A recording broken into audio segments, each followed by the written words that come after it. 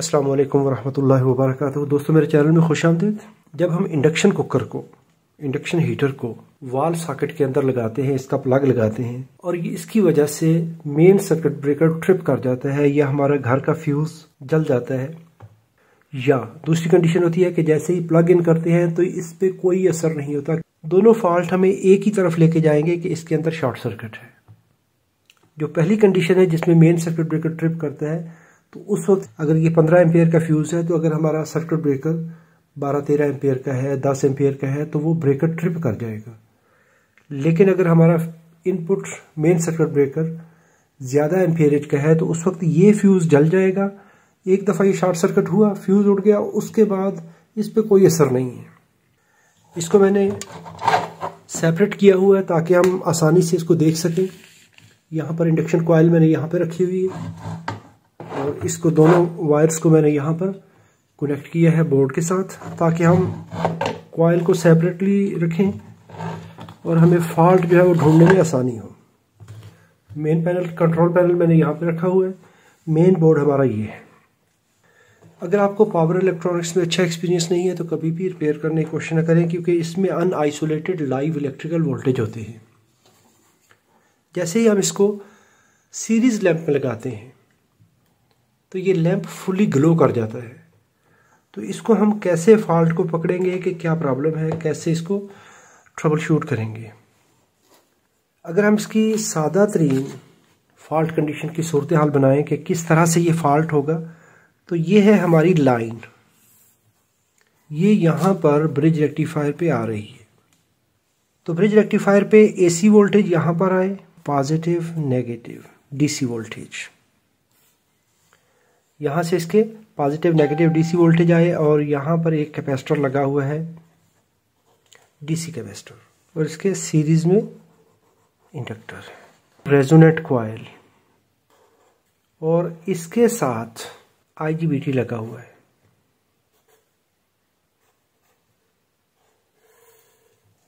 इसके पैरेलल में कैपेसिटर है।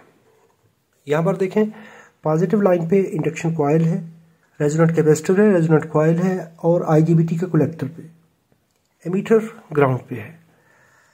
किसी वक्त अगर ये आईजीबीटी शॉर्ट सर्किट हो जाए तो उस वक्त डीसी रेल पे सर जाएगी, बहुत ज़्यादा करंट फ्लो होगी, उसकी वजह से हमारा ब्रिज रेक्टिफायर भी डैमेज हो सकता है।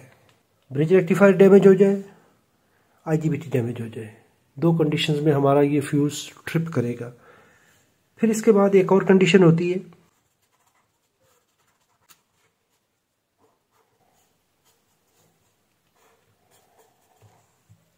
इसके बाद दूसरी कंडीशन होती है, एक हमारी ये सप्लाई, एक ये दो लाइनें आ रही होती हैं, दो डायोड लगे होते हैं, और इस जगह से हम लो वोल्टेज पावर सप्लाई को ऑपरेट करते हैं, जो कि हमारा बक रेगुलेटर होता है, जो कि हमारे माइक्रो कंट्रोलर को ऑन करवाता है।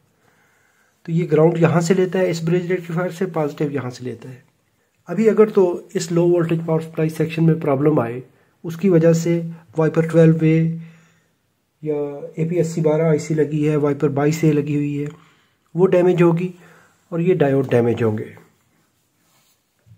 क्योंकि ये बहुत ज़्यादा करंट नहीं लेते, लो करंट होते हैं, तो इससे इतना मसला नहीं आता। लेकिन अगर आईजीबीटी शॉर्ट सर्किट हो जाए या ये ब्रिज रेक्टिफायर शॉर्ट हो जाए तो ये फुल करंट ड्रा करते हैं, तो ये फ्यूज डैमेज हो सकता है। अगर हमारा main circuit breaker high current का है, नॉर्मली ये 15 एम्पियर का है, तो 15 एम्पियर में फिर ये डैमेज नहीं होगा, फिर हमारा ब्रेकर ट्रिप करता है। आईजीबीटी शॉर्ट सर्किट हो गया तो देखें, नेगेटिव से पॉजिटिव की तरफ कॉइल एक जस्ट पीस ऑफ वायर है, इसमें अगर पल्सेस आएंगी, ऐसे पल्सेस आएंगी, तो ये एज आ इंडक्टर काम करेगा, इंडक्टिव लोड काम करेगा। अदरवाइज देखें, शंट रेजिस्टेंस काम करेगी, जंपर के तौर पे काम करेगा।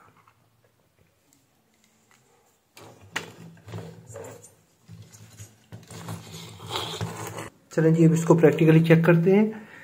सबसे पहले मल्टीमीटर को डायोड पे सेट कर लें। यहाँ पर लगा हुआ है इसका आईजीबीटी।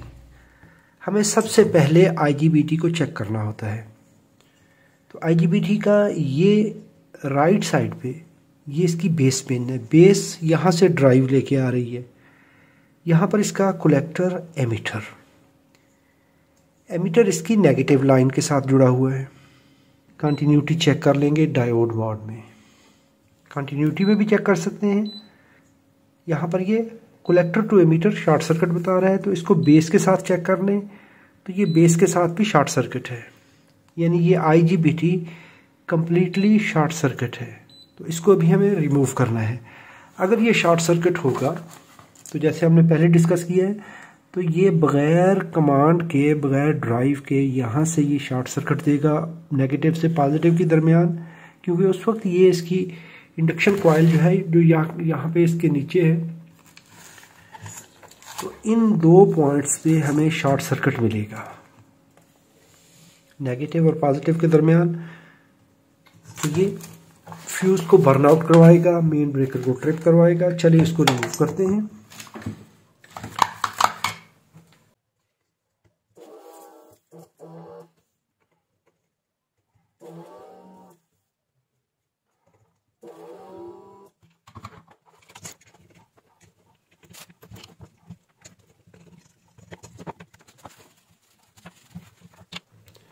अब यहाँ पर देखें तो ये वाला IGBT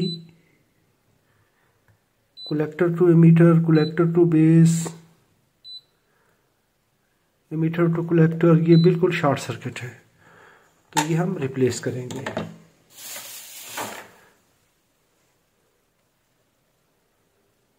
it's part number is 15 and 20 and DA। अब यहाँ पर ये मैं IGBT इस्तेमाल करूँगा, तो इसके emitter to collector protection diode, black lead को इसके एमीटर पे लगाएंगे, रेड लीड को बेस पे लगाएंगे, एक दफ़ा टच करेंगे। यहाँ पर पहले ओपन था, अभी ये 2.4 वोल्ट 2 वोल्ट कुछ इस तरह देगा। रिवर्स चेक करेंगे तो प्रोटेक्शन डायोड मिलेगा। अभी रेड लीड को एमीटर पे रखते हुए बेस पे हम ब्लैक लीड टच करेंगे तो गेट डिस्चार्ज होना चाहिए। यहाँ पर ये 0.47 और अभी यहाँ पर ओपन हो जाना चाहिए। तो ये एक अच्छी कंडीशन है। अभी हम इसको अभी इसको यूज़ करेंगे। दोबारा इसको चेक कर लें, ये गेट चार्ज किया, यहाँ पर इसके ये वोल्टेज आ गए, तो इसका मतलब है हमारा IGBT ठीक है। अभी ये इस्तेमाल करेंगे हम। जब भी हम IGBT चेंज करेंगे तो उस वक्त हम ब्रिज रेक्टिफायर को भी वेरीफाई करेंगे। उसके लिए क्या होता है कि डायोड पे रख ले मल्टीमीटर को, जो कट साइड है उस कट वाली जगह पे हम रखेंगे पॉजिटिव टर्मिनल पे ब्लैक लीड मल्टीमीटर की, AC इनपुट टर्मिनल पे लगाएं, तो ये हमें एक रीडिंग, एक डायोड के ड्रॉप वोल्टेज मिल रहे हैं। दूसरे पे चेक कर लें, नेगेटिव आउटपुट टर्मिनल पे चेक कर लें तो 1 वोल्ट के करीब मिलेंगे 2 डायोड्स के ड्रॉप वोल्टेज। ये एक अच्छी कंडीशन है। उसी जगह पे हम रेड लीड लगा देंगे। एक AC इनपुट टर्मिनल ओपन मिलना चाहिए, दूसरा ओपन, यहाँ पर ओपन। ये अच्छी कंडीशन है। ये वाला ब्रिज रेक्टिफायर का नेगेटिव टर्मिनल, एक डायोड, दूसरा डायोड, पॉजिटिव टर्मिनल। ये ब्रिज रेक्टिफायर की अच्छी कंडीशन है, इसका मतलब है ये ठीक है। अभी हम इसका गेट ड्राइव नेटवर्क चेक कर लेंगे। तो IGBT के गेट ड्राइव नेटवर्क पे 2 ट्रांजिस्टर ये वाले, एक ये ड्राइवर ट्रांजिस्टर, एक ये डायोड, ये चीज़ें हमें चेक करनी चाहिए। क्योंकि अगर IGBT लगा होगा और इसमें प्रॉब्लम होगा, कोई दिक्कत होगी, तो ये IGBT को डायरेक्टली ऑन कर देगी। जैसे ही ऑन होगा IGBT डैमेज हो जाएगा। उसके लिए इसके ये 3 ट्रांजिस्टर हैं, 1 2 3। एक ट्रांजिस्टर यहाँ से ड्राइव लेके आता है और आगे IGBT के गेट को ड्राइव करने के लिए, और ये डायोड लगा हुआ है।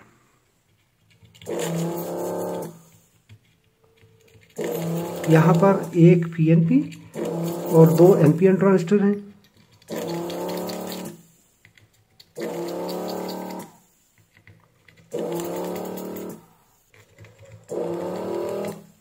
और यहाँ पर ये डायोड होता है, तो डायोड का एक एंड हम ओपन करके चेक करेंगे।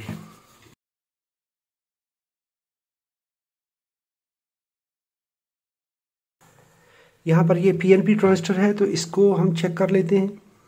सेंटर में इसका बेस होता है। इस पीएनपी ट्रांजिस्टर का राइट साइड पे कलेक्टर 0.714 और लेफ्ट साइड पे एमीटर। इसको रिवर्स चेक कर लेते हैं। एमीटर टू कलेक्टर ओपन है कि किसी वक्त अगर ये ड्राइव देंगे तो ये आईजीबीटी को डैमेज करेंगे।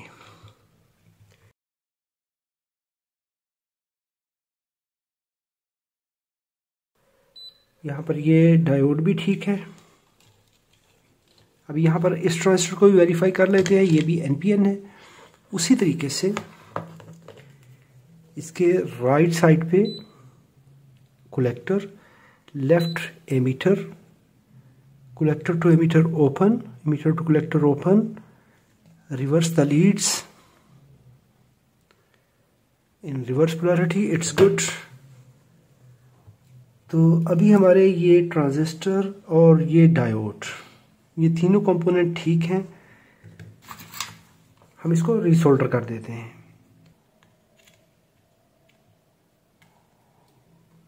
We will check this resonant capacitor. ये कैपेसिटर 0.27 माइक्रोफैरड का है। इसको हम टेस्ट कर लेंगे। तो बेस्ट है कि हम इसको रिमूव कर लें।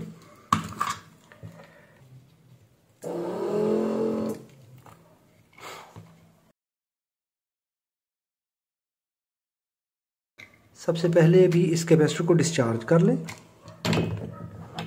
और अभी इसकी कैपेसिटेंस टेस्ट कर लें। ये 230 नैनो आ रहा है तो इसको 270 नैनो होना चाहिए।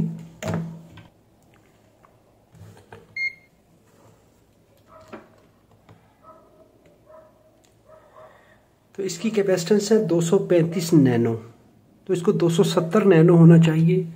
तो ये ज़्यादा डाउन है तो इसको हमें रिप्लेस करना है।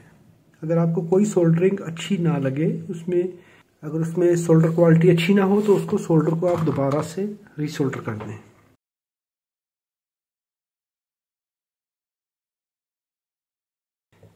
अभी ये नया आईजीबीटी हम यहाँ पर लगा देंगे।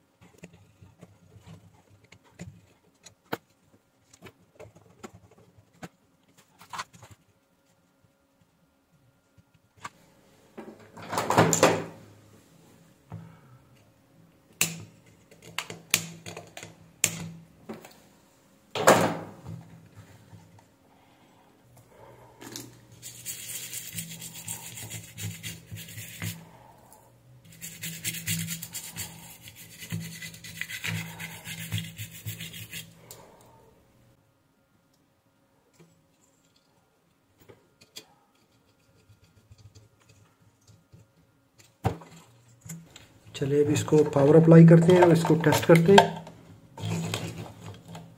जब पावर अप्लाई हो तो किसी कंपोनेंट को डायरेक्टली टच नहीं करेंगे क्योंकि इसमें अनआइसोलेटेड इलेक्ट्रिकल वोल्टेज होते हैं। अभी हम इसको पावर ऑन करते हैं। ये देखिए अभी इस पर कोई लाइट ऑन नहीं है। पहले ये डायरेक्टली ऑन हो रहा था और अभी हम इसको पावर ऑन करते हैं। देखें जैसे ही ये हमने ऑन किया तो E0 आ गया।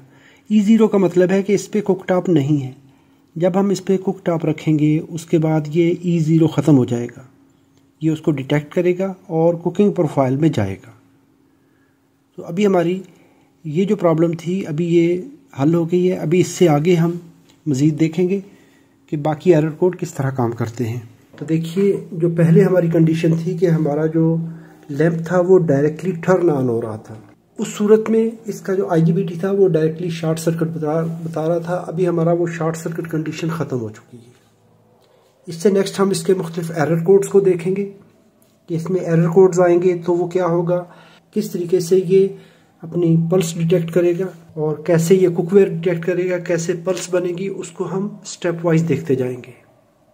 अभी जो शॉर्ट सर्किट कंडीशन है वो हमारी निकल चुकी है उसमें ये आईसी इन्वॉल्व हो सकती है जो कि हमारा बक रेगुलेटर है, स्टेप डाउन कन्वर्टर है, हमारा ये कैपेसिटर, IGBT। अगर वीडियो अच्छी लगी हो तो लाइक कीजिए, कोई सवाल हो तो कमेंट में लिखिए। Thanks for watching. अस्सलाम वालेकुम वरहमतुल्लाहि वबरकातुहू।